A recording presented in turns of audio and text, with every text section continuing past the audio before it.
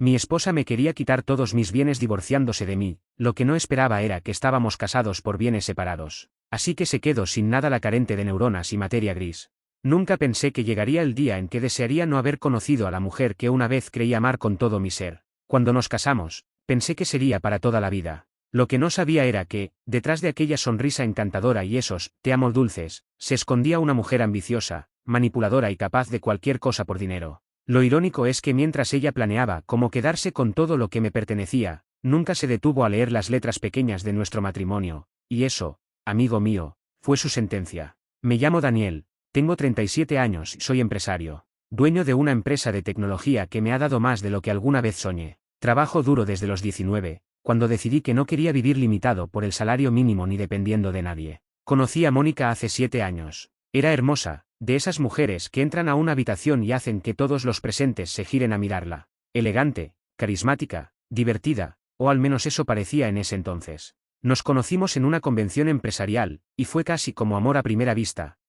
Ahora que lo pienso, quizá yo fui simplemente un blanco fácil. No pasó mucho tiempo antes de que empezáramos a salir. Todo fue perfecto los primeros meses. Atenta, detallista, siempre con palabras de apoyo y sonrisas encantadoras. Al año, me pidió que nos casáramos. Me pareció rápido, sí, pero estaba tan embobado que acepté sin pensarlo demasiado. Afortunadamente, y aquí es donde bendigo mi sentido común en los negocios, mi abogado me sugirió que, debido al crecimiento exponencial de mi empresa, era prudente firmar un acuerdo de bienes separados. No es por desconfiar, Daniel me dijo, es proteger lo que te ha costado años construir.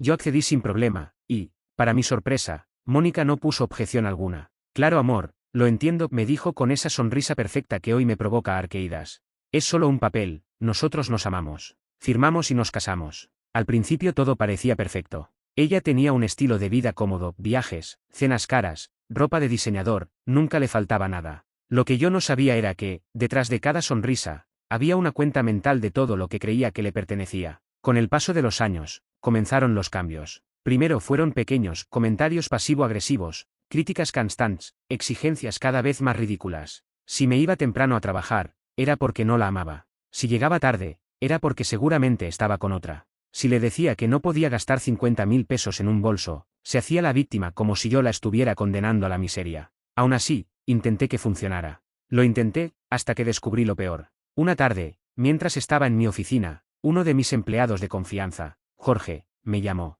Daniel, no sé si te corresponde saberlo, pero creo que deberías ver esto, me dijo mientras me mostraba su celular. Era un vídeo. Mónica, en un restaurante, besándose con otro tipo. No uno cualquiera. Era su amigo de la universidad, ese que decía que solo veía de vez en cuando. La escena no dejaba espacio a dudas. Me quedé helado. No era tristeza, ni siquiera rabia en ese momento, era decepción. Una decepción tan grande que sentí como se me rompía algo por dentro. Había sido un idiota. Ciego. Ingenuo. Esa misma noche, llegué a casa fingiendo que no sabía nada. Me recibió como siempre, con la misma sonrisa falsa y un beso fingido. Me senté frente a ella y le dije con toda la calma del mundo. Mónica, tenemos que hablar. Su expresión cambió al instante. Lo presentía. Las ratas siempre huelen cuando el barco se empieza a hundir. ¿De qué? Preguntó, intentando parecer tranquila. Quiero el divorcio. Su rostro palideció. ¿Qué? ¿Me estás dejando? Soltó, fingiendo sorpresa. Después de todo lo que he hecho por ti. No pude evitar soltar una risa sarcástica. ¿Hecho por mí? Mónica, lo único que has hecho es gastar mi dinero, mentirme, como cereza del pastel, engañarme. ¿Cómo te atreves a decirme eso? Gritó, furiosa. Perfecto. ¿Quieres el divorcio? Lo tendrás, pero te advierto algo, Daniel, te voy a dejar en la calle. Me voy a quedar con todo, con tu casa, tu empresa, con cada maldito peso que tienes. Ahí fue cuando sonreí. Una sonrisa genuina, tranquila, casi divertida. Vaya, parece que nunca leíste lo que firmamos antes de casarnos, dije mientras me acomodaba en el sillón.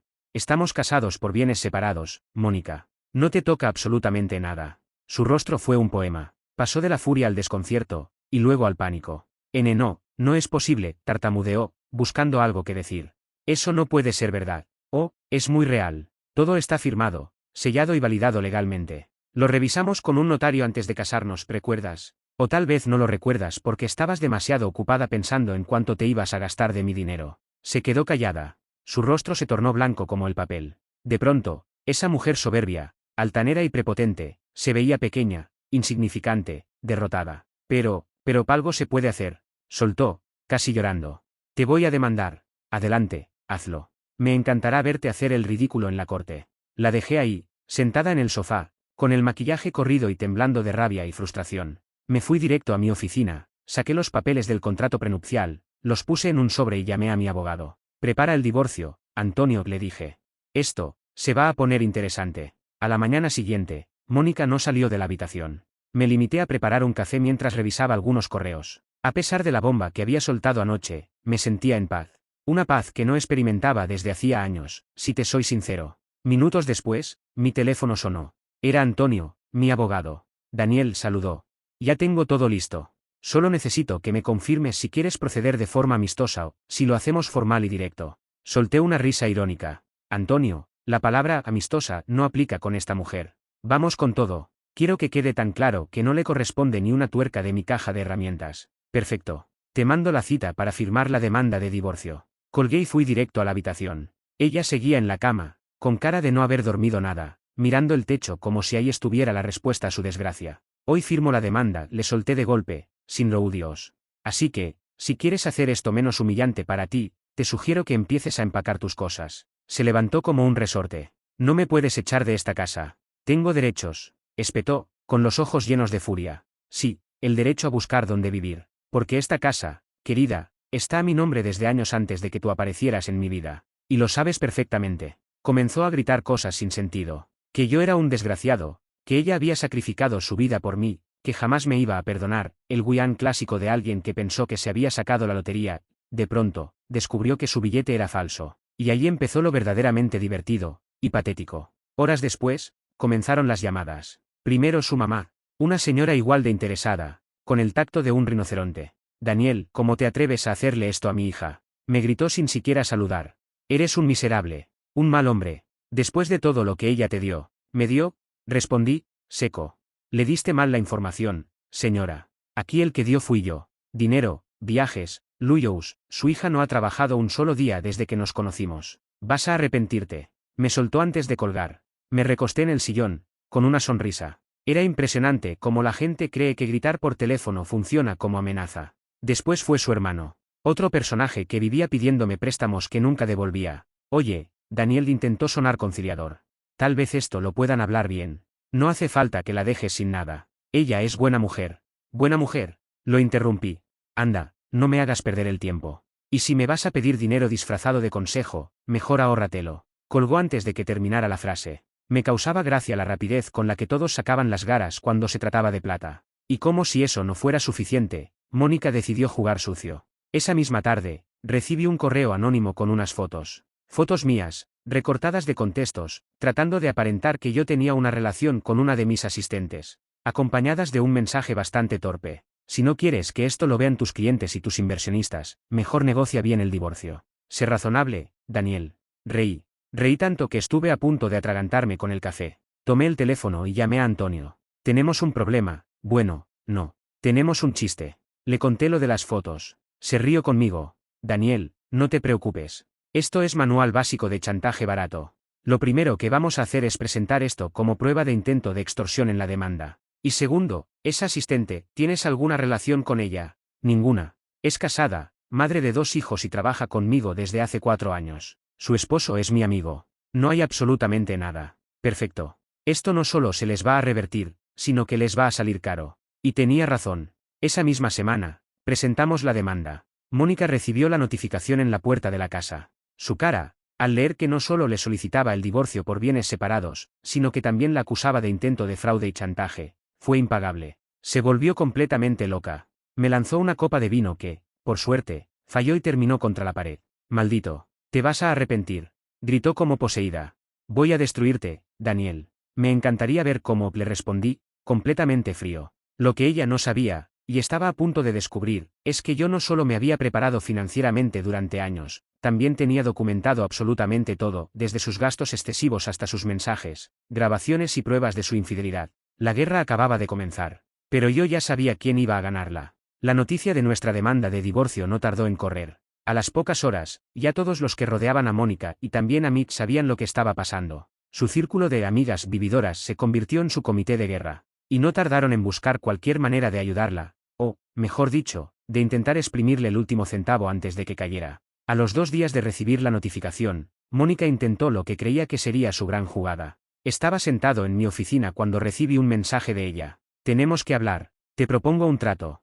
Acepté, más que nada, porque quería ver hasta dónde era capaz de llegar. Nos citamos en un restaurante elegante, uno de esos que ella adoraba cuando el que pagaba era yo, claro. Llegó vestida como si nada pasara, maquillaje impecable, ropa cara, zapatos nuevos, aún no se rendía, aún pensaba que podía jugar sucio y salirse con la suya. Se sentó, cruzó las piernas y me miró con esa sonrisa que alguna vez me tuvo embobado, pero que ahora me causaba una mezcla de risa y pena ajena. Daniel, comenzó. No tenemos que hacer esto feo. Podemos llegar a un acuerdo civilizado. Me recosté en la silla, crucé los brazos y la miré en silencio, esperando que soltara su teatro completo. Sé que, las cosas se salieron de control. Ambos cometimos errores, dijo, usando ese tono de víctima que le había funcionado tantas veces. Pero mira, propongo que me transfieras la mitad de tu casa en Valle del Lago, y, a cambio, no presento una demanda por daño moral ni revelo cosas que podrían afectar tu imagen pública. Reí. Reí tan fuerte que la gente de la mesa de al lado se giró a mirarnos. Mónica, le dije, limpiándome una lágrima de la risa. Me sorprende. De verdad. Creí que eras tonta, pero me doy cuenta de que eres una combinación perfecta de ignorancia y descaro. Su cara se tensó. No te conviene que haga esto público, Daniel. Piensa en tu reputación. En tu empresa. En tus inversionistas. Levanté una ceja. ¿Sabes qué es lo mejor de todo? Le pregunté mientras sacaba mi teléfono y reproducía un audio.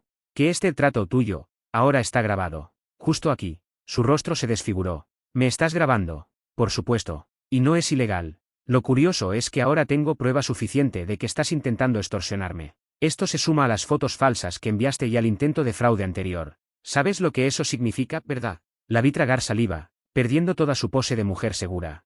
Significa, continué, inclinándome hacia ella, que no solo vas a salir de este matrimonio sin un centavo, sino que además podrías enfrentarte a cargos penales. Y créeme, Mónica, si piensas que estaba bromeando cuando te dije que esto te iba a salir caro, te equivocas. La vi colapsar, literalmente. Su espalda se hundió en la silla, perdió el brillo en la mirada y empezó a balbucear cosas sin sentido.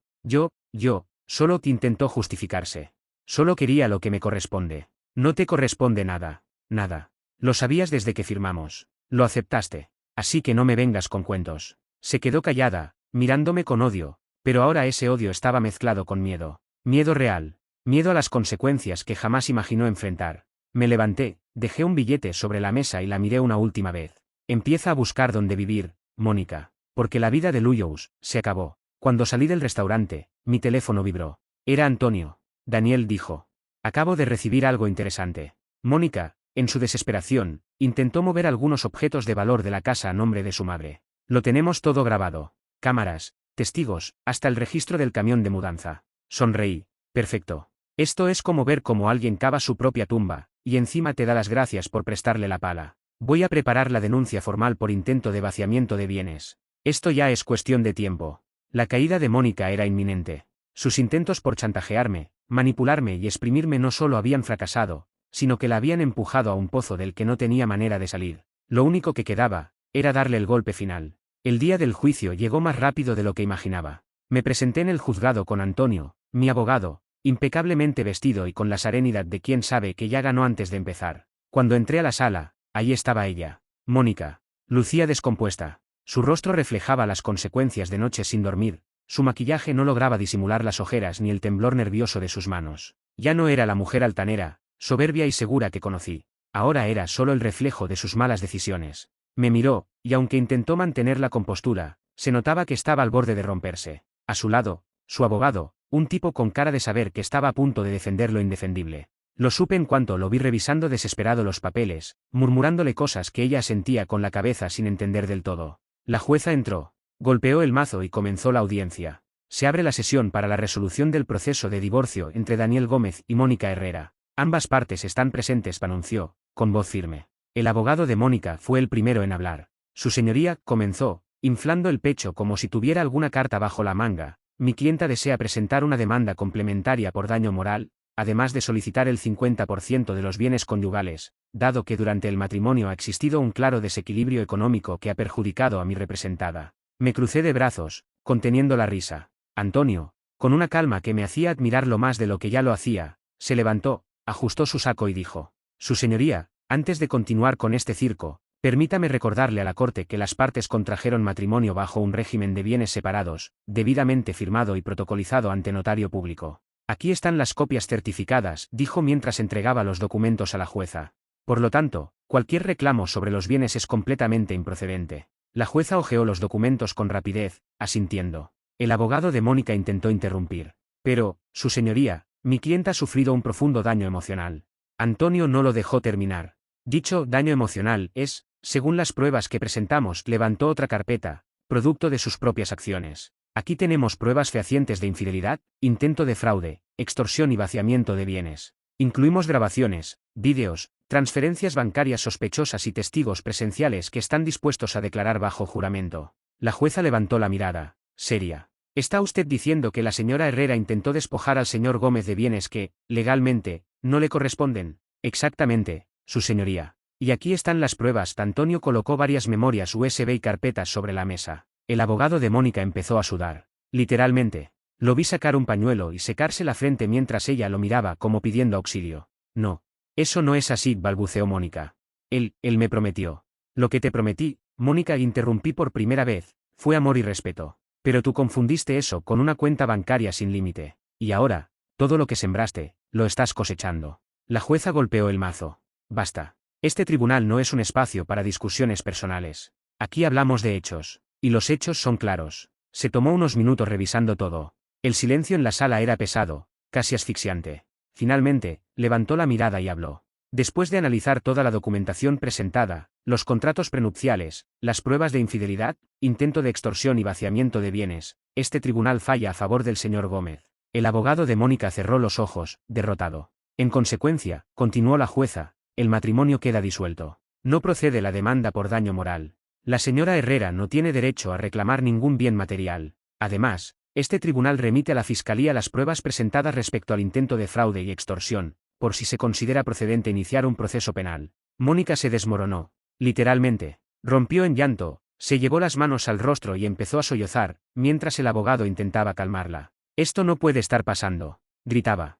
No es justo. No es justo. La jueza la miró, seria. Señora Herrera, lo que no es justo es que pretenda quedarse con lo que no le corresponde. Esta audiencia ha terminado. Golpeó el mazo y se levantó. Me quedé sentado unos segundos, observando cómo la mujer que una vez juró amarme se deshacía frente a mí. Y por primera vez en años, me sentí verdaderamente libre. Me levanté, le di una palmada en el hombro a Antonio y le dije. Invito el almuerzo. El río. Será el almuerzo más merecido del año. Salimos del juzgado, dejando atrás todo. Atrás quedaban los gritos, las amenazas, las mentiras. Lo que seguía, era simplemente mi nueva vida. Y créeme, apenas estaba comenzando. No habían pasado ni 48 horas desde que la jueza cerró el caso, cuando recibí una llamada que, aunque esperaba, no dejaba de resultarme increíble. Era Antonio. Daniel, te tengo noticias frescas. La fiscalía aceptó abrir una carpeta de investigación contra Mónica, dijo con tono serio. Las pruebas de extorsión, falsificación de evidencia y tentativa de fraude son contundentes.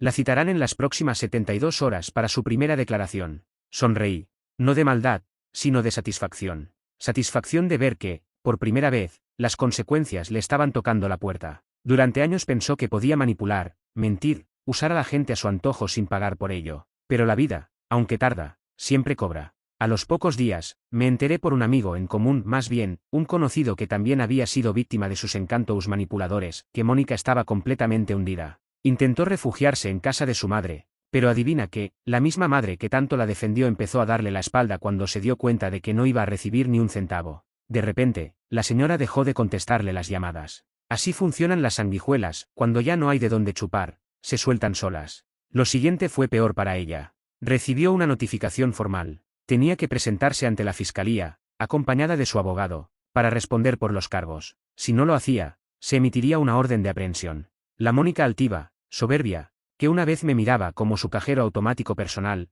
ahora iba con la cabeza baja, entrando a un edificio público por la puerta de los acusados. Me enteré que en su declaración intentó victimizarse, que todo fue un malentendido, que yo la había manipulado, que sufría, que era una mujer vulnerable. El clásico discurso de quien, cuando ya no puede pelear, intenta dar lástima. Pero no le funcionó. Las pruebas eran tan claras, tan contundentes, que el Ministerio Público solo necesitó una audiencia más para determinar que el proceso seguía su curso. Mientras tanto, yo vivía mi mejor vida. Por primera vez en años, me sentía libre. Libre de la presión, libre de la manipulación, libre de las constantes exigencias absurdas. Retomé mi rutina. Mis empresas seguían creciendo. Curiosamente, muchos de los clientes que pensaba que se verían afectados por el escándalo, me llamaron para felicitarme. Algunos, incluso, me dijeron: Daniel, aplaudo lo que hiciste. Hay que tener valor para enfrentar a alguien así.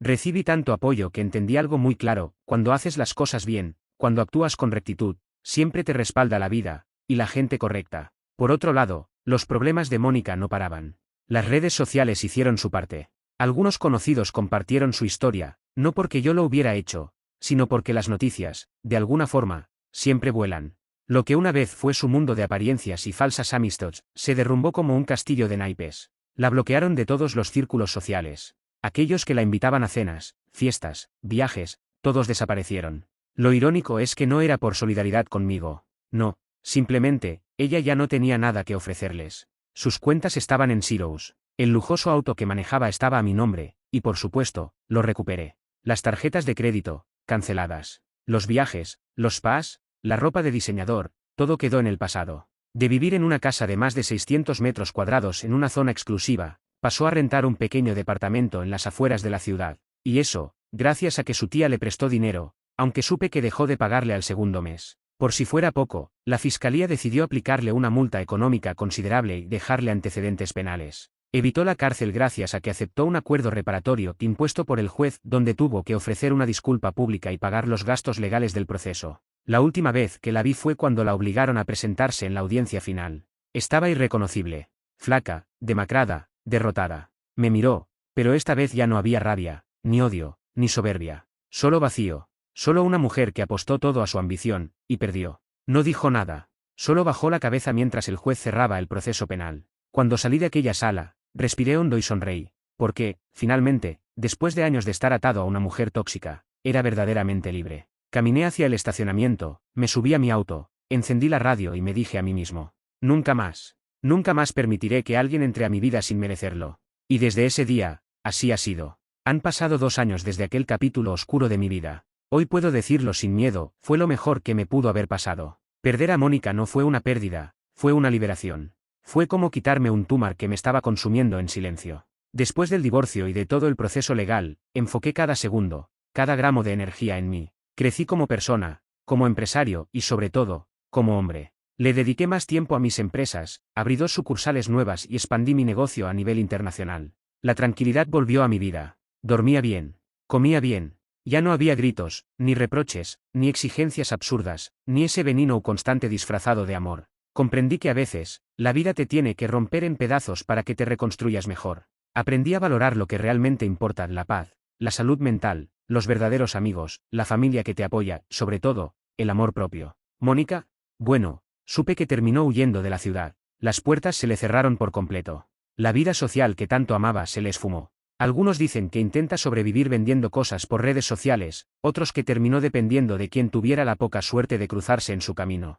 Lo cierto es que dejó de existir para mí, como si nunca hubiese sido parte de mi historia. Y no volví a caer en la trampa de buscar el amor desesperadamente. Entendí que el amor no se busca, llega. Y si llega, bien. Y si no, sigo completo. Porque no necesito a nadie que venga a llenarme, porque yo ya estoy lleno de paz, de logros, de vida. Hoy, cada vez que paso frente al restaurante donde se atrevió a intentar chantajearme, sonrío. Porque recuerdo que ahí fue donde comenzó mi verdadera libertad. Porque entendí que cuando uno se sabe lo que vale, cuando uno se respeta a sí mismo, nadie puede venir a quitarte lo que te pertenece. Mi historia con ella terminó, pero mi vida apenas está empezando.